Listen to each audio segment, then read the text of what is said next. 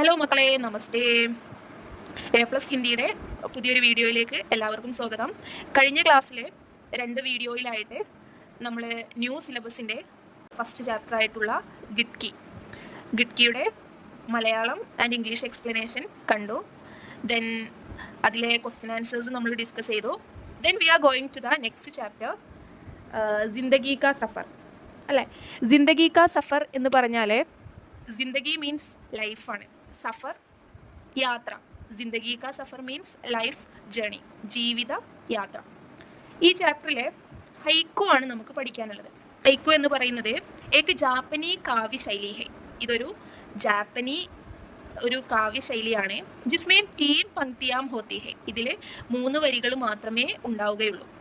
പിന്നെന്താ, ഹൈക്കു കവിത കാ മൂൽ ഉദ്ദേശ് മൗസം കാ വർണ്ണൻ കർണ. ഹൈക്കു കവിതകളുടെ പ്രധാന ഉദ്ദേശങ്ങൾ എന്ന് പറയുന്നത് മൗസം കാ വർണ്ണം കർണ. മൗസം എന്ന് പറയുന്നത് കാലാവസ്ഥയാണ്. കാലാവസ്ഥയെ വിവരിക്കുക. ഭാവാത്മക് പ്രതിക്രിയ ഉത്തന്ന കർണ, വൈകാരിക നിമിഷങ്ങളെ ഡിസ്ക്രൈബ് ചെയ്യുക. അച്ചാനക ജ്ഞാൻ കി അനുഭൂതിക്കോ ദർശന കർണ, അല്ലെങ്കിൽ പെട്ടെന്നുണ്ടാകുന്ന ബോധോദയങ്ങളെ എക്സ്പ്ലെയിൻ ചെയ്യാനുമായിട്ടാണ് നമ്മൾ നോർമലി ഹൈക്കു യൂസ് ചെയ്യുന്നത്. Okay, it's A Japanese poetry style consisting of 3 lines. The original purpose of haiku poetry was to describe the weather and an emotional reaction or a sudden sense of enlightenment. അതാണ് ഹൈക്കു എന്ന് പറയുന്നത്. Okay, ഇത് നിങ്ങളോട് എക്സാമിന് ചോദിക്കില്ല, പക്ഷേ ഹൈക്കു എന്താണ് എന്ന് അറിയാൻ വേണ്ടിയിട്ട് ജസ്റ്റ് പറഞ്ഞതേ ഉള്ളൂ. വേറൊരു കാര്യം, ഹൈക്കുവിൽ മെയിൻലി നമ്മൾ പറഞ്ഞു 3 ലൈൻസ് ആണ് ഉണ്ടാവുക. ആ 3 ലൈൻസിൽ തന്നെ ആദ്യത്തെ ലൈൻ പഹ്ലി പങ്ക്തിമേ 5 ശബ്ദാംശം. ആദ്യത്തെ വരിയിൽ ആകെ 5 ലെറ്റേഴ്സേ ഉണ്ടാവുകയുള്ളൂ. ഓക്കെ, ഇപ്പോൾ നമ്മുടെ ആദ്യത്തെ ഹൈക്കു എടുത്ത് നോക്കുമ്പോൾ തന്നെ നമുക്ക് മനസ്സിലാവും. സൂക്കായ ബാഡ്, ഇതാണ് ഫസ്റ്റ് ലൈൻ. ഇതിൽ നമ്മൾ കൗണ്ട് ചെയ്യുന്ന സമയത്ത് നമുക്ക് മനസ്സിലാവും. സൂ ഖ 2 ലെറ്റേഴ്സായി. യാ അത് 3rd ലെറ്ററാണ്. ബാ എന്ന് പറയുന്നത് 4th ലെറ്ററാണ്. ഡ് എന്ന് പറയുന്നത് 5th ലെറ്ററാണ്. ഓക്കെ, ദൂസരിമേം 7 ശബ്ദാംശം. സെക്കൻഡ് ലൈനിൽ 7 ലെറ്റേഴ്സും നിങ്ങൾ മിസ് ഇതേപോലെ കൗണ്ട് ചെയ്തതുപോലെ കൗണ്ട് ചെയ്ത് കഴിഞ്ഞാൽ നിങ്ങൾക്ക് ഫൈൻഡ് ചെയ്യാൻ പറ്റും. ദെൻ തീസരി മേം മൂന്നാമത്തെ ലൈനിൽ 5 ശബ്ദാംശം, 5 ലെറ്റേഴ്സും ആണ് എപ്പോഴും ഉണ്ടാവുക. അപ്പോൾ ഇങ്ങനെ ആദ്യത്തെ ലൈനിൽ 5 ലെറ്റേഴ്സും സെക്കൻഡ് ലൈനിൽ 7 ലെറ്റേഴ്സും 3rd ലൈനിൽ 5 ലെറ്റേഴ്സും ഉണ്ടെങ്കിൽ മാത്രമേ അതൊരു ഹൈക്കു ആയിട്ട് പരിഗണിക്കുകയുള്ളൂ. ഓക്കെ, ഹൈക്കു എഴുതുന്ന ഹൈക്കുവിൻ്റെ സ്ട്രക്ചർ അതാണ്. ഓക്കെ, അപ്പോൾ ഇത്രയാണ് നമുക്ക് ഹൈക്കുവിനെ കുറിച്ചിട്ട് പറയാനുള്ളത്. ഹൈക്കു എന്താണെന്ന് നിങ്ങൾക്ക് മനസ്സിലായിട്ടുണ്ടാവും. എവിടെ ഹൈക്കു കണ്ടു കഴിഞ്ഞാലും നമുക്ക് എങ്ങനെയാണ് ഹൈക്കു ഐഡൻറ്റിഫൈ ചെയ്യാന്നുള്ളതും മിസ് പറഞ്ഞു. Okay, then we are going to our chapter haiku. ഇവിടെ 3 ഹൈക്കു കൊടുത്തിട്ടുണ്ട്.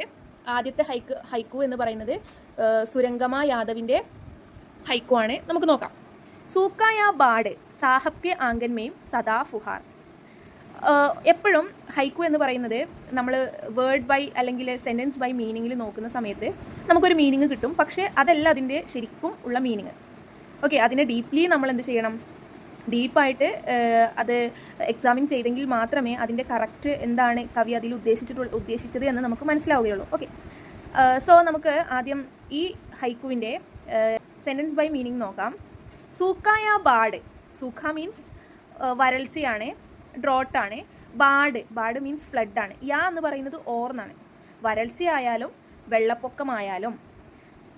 സാഹബ് കെ ആംഗൻ, സാഹബ് എന്ന് പറയുന്നത് രാജാവ്, അല്ലെങ്കിൽ നമുക്ക് കിങ്, എന്താ പറയുക, ലോർഡ്സ്, ലാൻഡ് ഹോൾഡേഴ്സ് ഒക്കെ പറയാം. ഓക്കെ, അതായത് റിച്ച് ആയിട്ടുള്ള ആൾക്കാർ. കെ ആംഗൻമേം, ആംഗൻ മീൻസ് മുറ്റത്ത് അല്ലേ, യാർഡിൽ. സദാ ഫുഹാർ, ഫുഹാർ എന്ന് പറയുന്നത് ജൽക്കണ്ണിനാണ് ഫുഹാർ എന്ന് പറയുന്നത്, അതായത് വാട്ടർ ഡ്രോപ്സ് അല്ലെങ്കിൽ വെള്ളത്തിൻ്റെ കണിക. ഓക്കെ, അപ്പോൾ ഈ ഒരു 3 ലൈൻസിൻ്റെ മീനിങ് എന്താണ്, സെൻറ്റൻസ് ബൈ മീനിങ് എന്താണ്? വരൾച്ചയായാലും വെള്ളപ്പൊക്കമായാലും രാജാവിൻ്റെ മുറ്റത്ത് എപ്പോഴും ഒരു തുള്ളി വെള്ളം ഉണ്ടാകും. Whether it's drought or flood, there will always be A drop of water in the Kings yard. Then നമുക്കിതിൻ്റെ ഡീപ്പ് മീനിങ് നോക്കാം. അമീർ ലോഗോം കെ ജീവൻ മേം, അമീർ ലോഗോം കെ ജീവൻ മേം എന്ന് പറഞ്ഞാൽ റിച്ച് ആയിട്ടുള്ള, അതായത് പണക്കാരുടെ ജീവിതത്തിൽ ചാഹെ കിത്തനി ബി മുഷ്കിൽ യാ കഠിനായാം ആയി, എത്ര പ്രശ്നങ്ങളും ബുദ്ധിമുട്ടുകളും വന്നാലും ഉൻകെ പാസ്, അവരുടെ അടുത്ത് അല്ലെങ്കിൽ അവർക്ക് ഹമേഷ സംസാദൻ ഔർ സമർത്ഥൻ ഹോത്താ ഹേ, അവർക്ക് എപ്പോഴും എന്താണ്, അവർക്ക് റിസോഴ്സസും സപ്പോർട്ടും ഉണ്ടാകും. जो उन्हें इन चुनौतियों का सामना करने में मदद करता है. ആ സപ്പോർട്ട് അല്ലെങ്കിൽ ആ റിസോഴ്സ്, അതായത് അവരുടെ കയ്യിലുള്ള സമ്പത്ത് അവരെന്ത് ചെയ്യും, ഈ പ്രശ്നങ്ങൾ ഉണ്ടാവുന്ന സമയത്ത് അത് പരിഹരിക്കാൻ അവരെന്ത് ചെയ്യും, അവരെ ഹെൽപ്പ് ചെയ്യും. ഓക്കെ, അപ്പോൾ no matter what difficulties or hardships rich people face in their life, they always have resources and support that help them face these challenges. Okay, അതായത് ഒന്നുകൂടെ പറയാം, സമ്പന്നരുടെ ജീവിതത്തിൽ എന്ത് ബുദ്ധിമുട്ടുകളും പ്രശ്നങ്ങളും വന്നാലും ഈ വെല്ലുവിളികളെ നേരിടാൻ അവരെ സഹായിക്കുന്ന വിഭവങ്ങളും സപ്പോർട്ടും അവർക്ക് എപ്പോഴും ഉണ്ട്. അപ്പോൾ ഈ ഹൈക്കൂവിൽ ഇസ് ഹൈക്കൂമേം, ഈ ഹൈക്കൂവിൽ സാഹബ് ശബ്ദ കാ ഉപയോഗ അമീർ യാ പ്രഭാവശാലി ലോകോം കെ ലിയെ കിയാ ഗയാ ഹെ. മിസ് ഓൾറെഡി പറഞ്ഞതാണ്, സാഹബ് എന്ന വാക്ക് ആരെയാണ് ഡിനോട്ട് ചെയ്യുന്നത്, ധനികരെ അല്ലെ, സമ്പന്നരായിട്ടുള്ളവരെയാണ്, അല്ലെങ്കിൽ സമൂഹത്തിൽ സ്വാധീനമുള്ളവരെ പറഞ്ഞു, ലാൻഡ് ഹോൾഡേഴ്സ് അങ്ങനെയുള്ള ആൾക്കാർ, റിച്ച് ആയിട്ടുള്ള ആൾക്കാരെയാണ് ഡിനോട്ട് ചെയ്യുന്നത്. ഓക്കെ, അവർ ഫുഹാർ കാ അർത്ഥ് ഹോ സക്താ ഹെ. ഫുഹാർ എന്ന വേർഡിൻ്റെ മീനിങ് എന്താണ്, ഉൻകെ ജീവൻ മേം ഹമേശ കുച്ച് നാ കുച്ച് അച്ഛാ യാ സുഖത് ഹോത്താ ഹെ. എന്താണ്, അവരുടെ ജീവിതത്തിൽ എപ്പോഴും നല്ലതോ സന്തോഷകരമോ ആയ എന്തെങ്കിലും ഉണ്ടെന്ന് ഉള്ള അർത്ഥമാണ്. ഇതവരെ ബുദ്ധിമുട്ടുകൾ നേരിടാൻ സഹായിക്കുന്നു. അതായത് ക്യാഷാണ് മെയിൻലി, ഫുഹാർ എന്നിവിടെ ഡിനോട്ട് ചെയ്യുന്നത് ക്യാഷിനെയാണ്. Okay, in this haiku the word sahib is used to describe rich or influential people, and fuhar, there is always something good or enjoyable going on their lives which help them to face all the difficulties. Then we are going to the next haiku. Pidane toonti ലാട്ടിയാം ബുട്ടാപ്പേക്ക് ദിക്തി നഹി. എന്താണ് ഇതിൻ്റെ line by meaning എന്ന് പറയുന്നത്, വാർദ്ധക്യത്തിൽ, ബുട്ടാപ്പേ എന്ന് പറയുന്നത് വാർദ്ധക്യമാണ്, ലാട്ടിയ means വടിയാണ്, പിത എന്ന് പറയുന്നത് അച്ഛൻ, ടൂണ്ടി സെർച്ച് ചെയ്തു, ദിക്തി നഹീം പക്ഷേ എന്ത് ചെയ്യാൻ പറ്റില്ല, കണ്ടെത്താൻ കഴിഞ്ഞില്ല. വാർദ്ധക്യത്തിൽ അച്ഛൻ വടി അന്വേഷിച്ചു, പക്ഷേ അത് കണ്ടെത്താനായില്ല. In the old age father looked for stick but could not find it. ഇതാണ് ഇതിൻ്റെ ലൈൻ ബൈ മീനിങ് വരുന്നത്. ഡീപ്പായിട്ടുള്ള മീനിങ് നമുക്ക് നോക്കാം. പിതാ അപ്പിനെ ബുട്ടാപ്പേ മേം ശാരീരിക് രൂപ് സെ കംസോർ ഹോ ഗയി ഹേ और उन्हें चलने फिरने के लिए लाठी की आवश्यकता है. അല്ലേ, നമുക്കറിയാം എപ്പോഴും ലാട്ടി പിടിക്കുന്ന ആൾക്കാർ, വടി പിടിക്കുന്ന ആൾക്കാർ എപ്പോഴും എന്താണ്, ഫിസിക്കലി വീക്കായിട്ടുള്ള ആളുകളായിരിക്കും. ഒന്നുകിൽ ഫിസിക്കലി വീക്ക്ഡ് ആവണം, അല്ലെങ്കിൽ ഓൾഡ് പീപ്പിൾ ആയിരിക്കണം, അല്ലേ. അപ്പോൾ ഫാദറിൻ്റെ ഓൾഡ് ഏജിലാണ്. സോ ഫാദർ എന്ത് ചെയ്തു, വടി അന്വേഷിച്ചു, ഫാദറിന് വടി ആവശ്യമാണ്, അല്ലേ. इस हाइकू में पिता की शारीरिक कमजोरी और बुढ़ापे की चुनौतियों के कारण किसके सहाय के लिए गोचते हैं.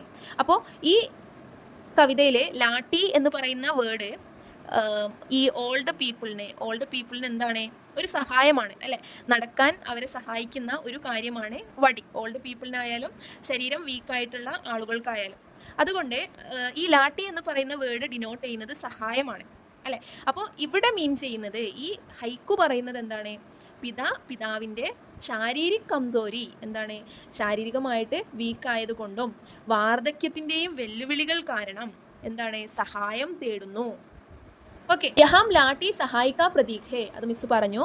പിതാ അബ് അപ്നെ ബച്ചോം പർ നിർഭർ ഹോ ഗയി ഹേ. അപ്പോൾ നോർമലി നമുക്കറിയാം, ഓൾഡ് ഏജ് ആവുന്ന സമയത്ത് എല്ലാവരും ഡിപ്പെൻഡ് ചെയ്യുന്നത് അവരുടെ കുട്ടികളെ ആയിരിക്കും. പർ പിതാക്കി ഉമ്ര ഔർ കംസോരി കെ സമയമേം ഉൻകെ പാസ് കോയി നഹി ഹേ. പക്ഷേ അച്ഛൻ്റെ ഈ വീക്കായിട്ടുള്ള സമയത്ത്, വയസ്സായ സമയത്ത് അയാളുടെ അടുത്ത് ആരുമില്ല. വഹ് അക്കേലാ ഹേ, അയാൾ ഒറ്റക്കാണ്. അപ്പോൾ ലാട്ടി എന്ന് പറയുന്നത് സഹായമാണ് തേടുന്നത്. സഹായം എന്ന് പറയുന്നത് ആരായിരിക്കും, ഒന്നുകിൽ അവരുടെ മക്കളായിരിക്കാം, അല്ലെങ്കിൽ അവരുടെ റിലേറ്റീവ്സ് ആയിരിക്കാം. അവരുടെ ഒരു പ്രസൻസ് ആണ് അവിടെ ആഗ്രഹിക്കുന്നത്, പക്ഷേ അയാൾക്ക് അവിടെ ആരുമില്ല, ആരും ഹെൽപ്പ് ചെയ്യാനായിട്ട് ഇല്ല. ഓക്കെ, അപ്പോൾ ഇതിൻ്റെ മൊത്തത്തിലുള്ള മീനിങ് മിസ് ഒന്നുകൂടെ പറയാം. പിതാവ് വാർദ്ധക്യത്തിൽ ശാരീരികമായിട്ട് തളർന്നിരിക്കുന്നു, അയാൾക്ക് എന്താണ്, നടക്കാൻ വടി ആവശ്യമാണ്.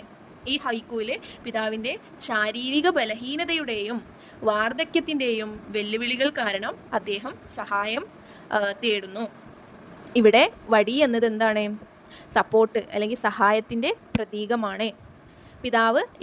പിതാവിൻ്റെ ഈ ഒരു ഏജിൽ മക്കളെയാണ് ആശ്രയിക്കുന്നത്. എന്നാൽ പിതാവിൻ്റെ പ്രായവും ബലഹീനതയുമുള്ള ഈ സമയത്ത് അദ്ദേഹത്തോടൊപ്പം ആരുമില്ല, അയാൾ തനിച്ചാണ്. ഓക്കെ, ഇതാണ് ഈ ഹൈക്കുവിൻ്റെ മീനിങ് വരുന്നത്. The father has become physically weak in his old age and needs a stick to move around. In this haiku, the father looks for someone's help due to his physical weakness and the challenges of old age. Here the stick is the symbol of help. The father is now dependent on his children, but in this time of his old age and weakness, he has no one with him. He is alone. അയാൾ ഒറ്റക്കാണ്. Okay, അപ്പോൾ അതാണ് ഈ ഹൈക്കുവിൽ പറയുന്നത്. Then we are going to the second haiku. ടൂണ്ടത്തി രഹി ബർഫീലി നഗരി മേം നേഹ് കി ആഞ്ച്. ആദ്യം നമുക്ക് ഇതിൻ്റെ sentence by മീനിങ്ങിലോട്ട് പോവാം. ഡൂണ്ടത്തി രഹി എന്ന് പറയുന്നത് കണ്ടിന്യൂസ് ആയിട്ട് ഇങ്ങനെ എന്തൊക്കെയോ അന്വേഷിച്ചു കൊണ്ടിരുന്നു. എന്താണ്, തുടർച്ചയായിട്ട് അന്വേഷിക്കുന്നു. ബർഫീലി നഗരിമേം മഞ്ഞ് മൂടിയ നഗരത്തിൽ. നേഹ് കി ആഞ്ച് എന്താണ് അന്വേഷിക്കുന്നത്? സ്നേഹത്തിൻ്റെ ഊഷ്മളത, അതായത് സ്നേഹത്തിൻ്റെ ചൂട് അന്വേഷിച്ചു കൊണ്ടിരിക്കുന്നു. മഞ്ഞു മൂടിയ നഗരത്തിൽ സ്നേഹത്തിൻ്റെ ഊഷ്മളത തിരഞ്ഞുകൊണ്ടിരിക്കുന്നു. I was searching for the warmth of life in the snowy city. Okay, അപ്പോൾ ഇതാണ് ഇതിൻ്റെ സെൻസ് ബൈ മീനിങ് വരുന്നത്. യഹ് ഹൈക്കു ബഹുത് ഭാവപൂർണ്ണ ഹേ. ഇത് വളരെ ഇമോഷണലാണ്. ഇസ്മേം ഏക് വ്യക്തി കി പ്രേം ഔർ സ്നേഹ് കി തലാഷ് കോ ദർശയ ഗയാ ഹേ. ഈ ഹൈക്കുയിൽ നമുക്ക് എന്ത് കാണാൻ പറ്റും? ഒരു വ്യക്തിയുടെ സ്നേഹം ഒരു വ്യക്തി ഇങ്ങനെ അന്വേഷിക്കുന്നതായിട്ട് നമുക്ക് കാണാൻ കഴിയും. ഭാവാത്മക് രൂപ് സെ രണ്ടാ ഔർ ശൂന്യ ഹേ. ഭാവാത്മക് രൂപത്തിൽ പറയുകയാണെങ്കിൽ രണ്ട എന്ന് പറയുന്നത്, മഞ്ഞ് മൂടിയ എന്ന് പറയുന്നത് എന്താണ്? ശൂന്യതയുടെ അടയാളമാണ്. ജഹാം പ്രേം ഔർ സ്നേഹ കി തലാഷ് കർന മുഷ്കിൽ ഹോ ജാതാ ഹേ. ഈ മഞ്ഞ് മൂടിയ, അതായത് ശൂന്യത എന്ന് പറഞ്ഞാൽ ഒന്നുമില്ല അവിടെ, അല്ലേ? അപ്പോൾ ആ ശൂന്യതയിൽ നമ്മൾ സ്നേഹത്തിന് വേണ്ടിയിട്ട് അന്വേഷിക്കുക എന്ന് പറയുന്നത് വളരെ ബുദ്ധിമുട്ടുള്ള കാര്യമാണ്. അവിടെ നമുക്കൊരിക്കലും സ്നേഹം കിട്ടാൻ ചാൻസ് ഇല്ല, അല്ലേ? അപ്പോൾ ഒരുപാട് ആളുകൾ അങ്ങനെയുണ്ട്. നമ്മളോട് ഇഷ്ടമില്ലാത്ത ആളുകളോട്, അല്ലെങ്കിൽ നമ്മളെ ഇഷ്ടമില്ലാത്ത ഇടങ്ങളിൽ നമ്മൾ എന്ത് ചെയ്യും? സ്നേഹം അന്വേഷിച്ചു കൊണ്ടിരിക്കും. പക്ഷേ നമുക്കൊരിക്കലും അത് ലഭിക്കില്ല എന്നാണ് ഈ ഹൈക്കുവിൽ പറയുന്നത്. ഓക്കെ, അപ്പോൾ 3 ഹൈക്കുവാണ് നമുക്ക് ഈ ചാപ്റ്ററിൽ പഠിക്കാനുള്ളത്. നന്നായിട്ട് മനസ്സിലായിട്ടുണ്ടാവുമെന്ന് കരുതുന്നു. എന്തെങ്കിലും ഡൗട്ട്സ് ഉണ്ടെങ്കിൽ താഴെ കമൻറ്റ് ചെയ്യുക. വീഡിയോ ഇഷ്ടപ്പെട്ടെങ്കിൽ ലൈക്ക് ചെയ്യുക. താങ്ക്